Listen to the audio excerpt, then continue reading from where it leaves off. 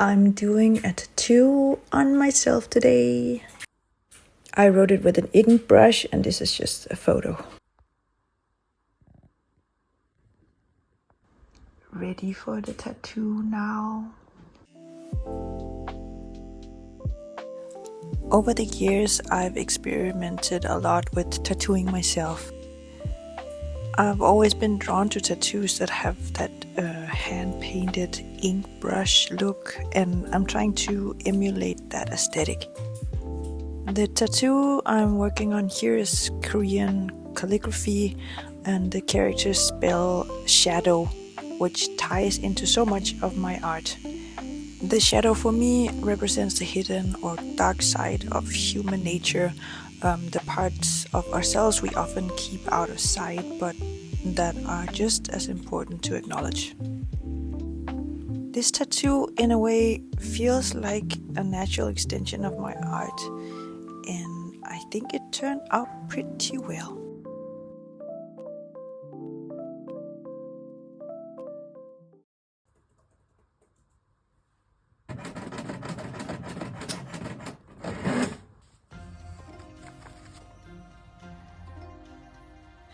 I'm preparing a Linocut for an exciting project I was invited to contribute to. It is for a magazine featuring original artworks from 16 different artists. The magazine itself will be released in February and will be hand-bound, which makes the whole project feel even more unique. Only a limited number of copies will be for sale, but it will also be accessible to the public at the Royal Danish Library, where people can view or even borrow it.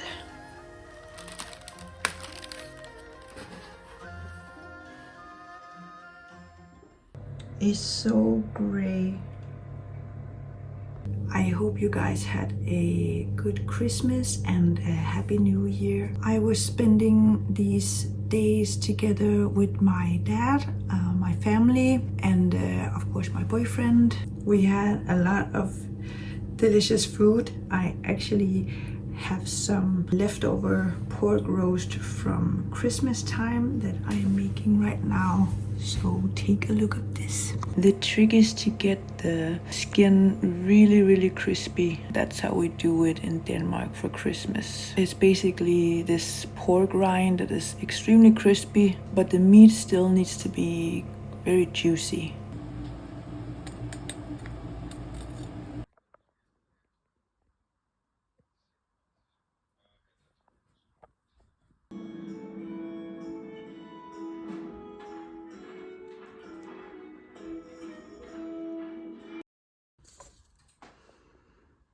There's someone that's feeding the birds.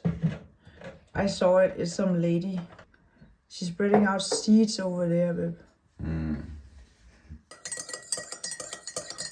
So yesterday I did the transfer, and today I'm going to carve. This is the cutter set that I used also for my earlier lino prints. It's actually just the cheapest one you can get, and I like to use, where is it? This one is sort of like a V formed, and you can do a little bit more like detail cut. Okay, let's get to it. I'm just gonna go ever so careful here in the beginning. Not gonna lie, I feel pretty rusty.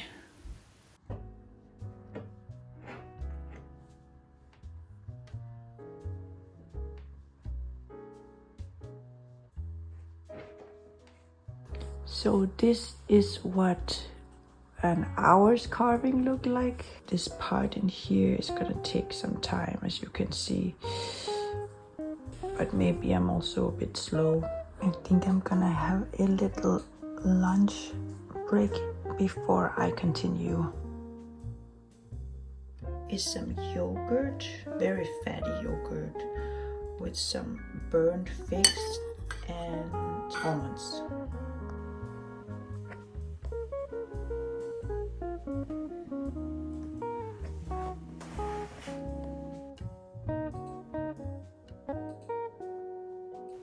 So this is how far I've gotten. Not that far. I found that it was actually last time I did a lino was April last year, so no wonder I feel a bit rusty.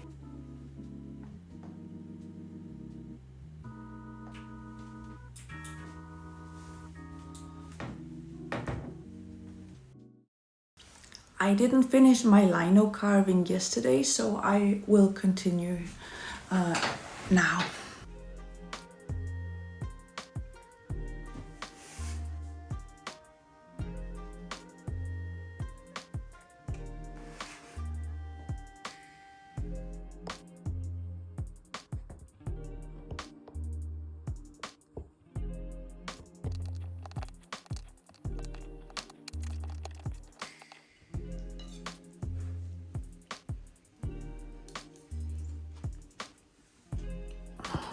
It's a little cold on the feet, so now I'm gonna put these socks that I got from my boyfriend's aunt.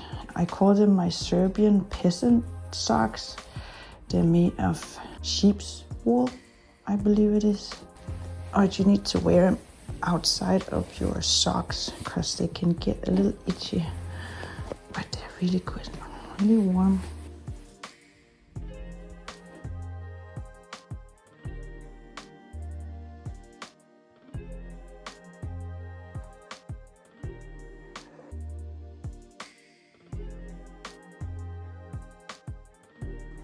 I finally finished carving and cut the sides, so it's ready for printing. Took a little longer than I expected. I'm looking forward to print it, see how it turns out.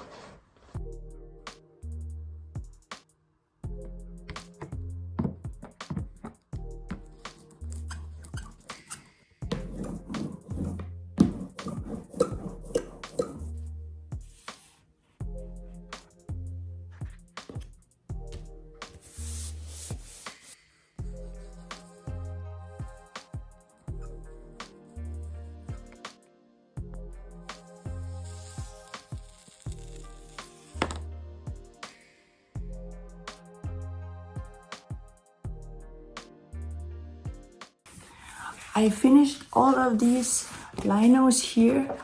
I have 22 so far, and I need to make 3 more, and I'm hoping to finish right now.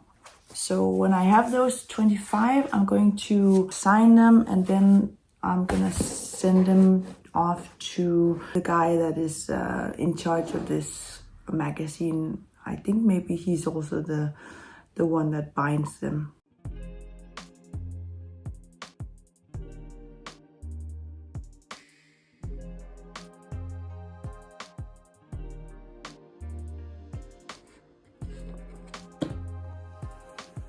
Lino prints are signed and packaged and ready to be sent off. Probably gonna do that tomorrow. I just want to quickly talk a little bit about my lino here. The motif that I did, as you can see, features like this woman and a snake. And at first glance, it might look like this snake is about to bite or maybe devour her. If you look closely, there are subtle suggestions that the snake is actually an extension of her. Obviously, you see the dress and the snake skin is the same pattern, but also here where her back leg sort of could be, could also resemble like the underbelly of the snake. I originally created this as a digital drawing back in October last year, but I intentionally waited with turning it into a lino until 2025, so that way it could coincide with the Chinese New Year, which falls at the end of January, and fittingly marks the year of the snake, and that's also what I named this piece, Year of the Snake. Unlike my previous lino prints, which are limited editions, I'm making this one unlimited, and it will be available in my web shop if any of you are interested. Look, there's a little cat. Hello. Shall we see if we have teeny snack for you?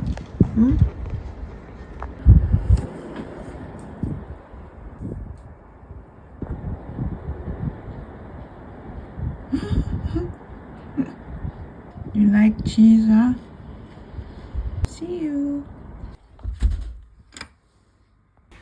Tomorrow I have a painting course. It's this Chinese ink painting course that I'm going to, and I am told that I needed to get some small glass bowls of some sort. It's probably for ink and dipping the brushes. I am going to find those today. I'll probably go to a little mall, and I also need to pick up some other things.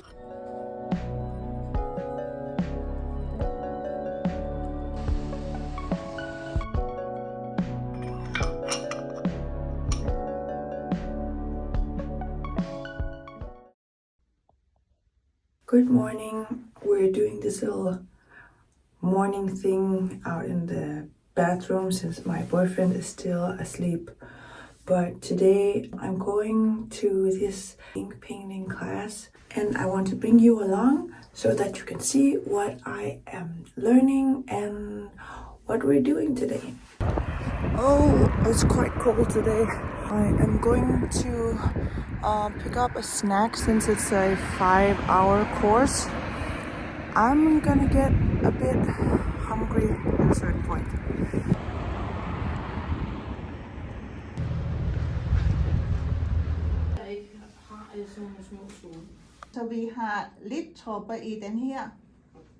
We started with an introduction to the materials. We're sort of experimenting with the amount of ink and water we used to see how it affected the brush strokes and how the pressure of the brush came to play, and to see how much the rice paper could handle. The first half of the course, we were doing landscape painting. The teacher was demonstrating how to paint a mountain with a waterfall and explaining the importance of value. She taught us to think about the depth in our composition, how elements closer to the viewer are often darker, while further away you would normally use like lighter tones. This was my first time trying out the rice paper, and it was sort of a big adjustment for me. The ink behaves very differently from other surfaces that I have tried painting on so far. It absorbs the ink and the water like extremely quickly, so you have to really work confidently and fast.